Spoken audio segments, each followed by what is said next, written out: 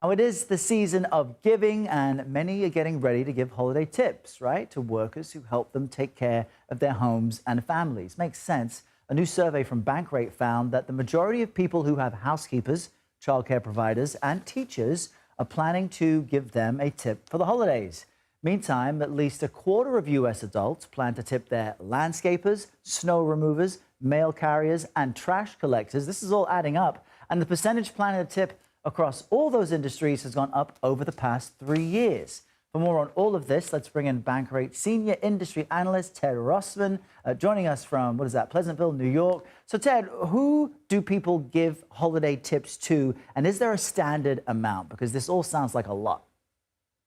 The median amounts are generally between $20 and $50. We're talking about people like your mail carrier, your trash and recycling collector, your kid's teacher, if you have one, childcare providers, housekeepers. These are some of the year-end tips that we see. People that we don't typically tip throughout the year, but might consider giving a holiday gratuity to these folks.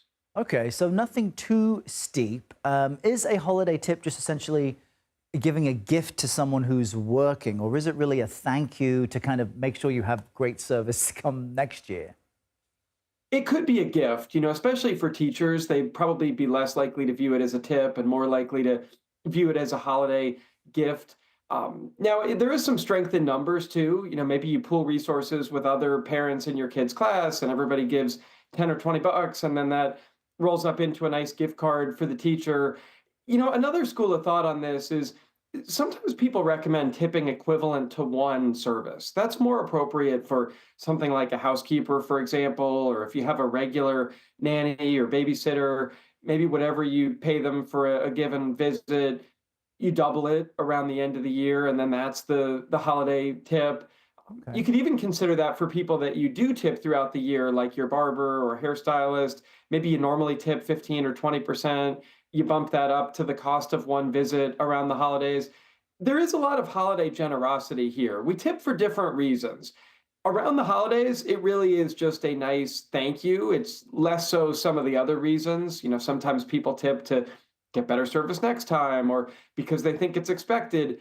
Holiday tipping is more out of generosity. I really want to get to this next graph we have. Who is tipping? Who's the most generous among the age groups? Because there's kind of a surprise here. Gen Zers really stand out, which is a big surprise because we've done research on year-round tipping, and most of the year Gen Zers are actually the worst tippers. Like, for instance, only a third of Gen Zers always tip at a sit-down restaurant, which feels shockingly low. It's about two-thirds of all restaurant goers. But yet, around the holidays, Gen Zers stand out. One reason for that is that we're generally talking about services that require a little bit of extra income. If you have a housekeeper or a landscaping service or a snowplow service, you tend to be doing a bit better. My theory on this is that when we talk about that K-shaped economy, where some are doing better and some are doing worse, I believe a lot of these services gravitate towards people who are doing better. Hmm. People who are homeowners and may have a little money to spare. So, Gen Zers in this respect stand out, but most of the year, they're not the best tippers. Yeah, and there is a difference between planning to tip and actually doing it. Ted Rossman, thanks so much. We appreciate you waking up with us today.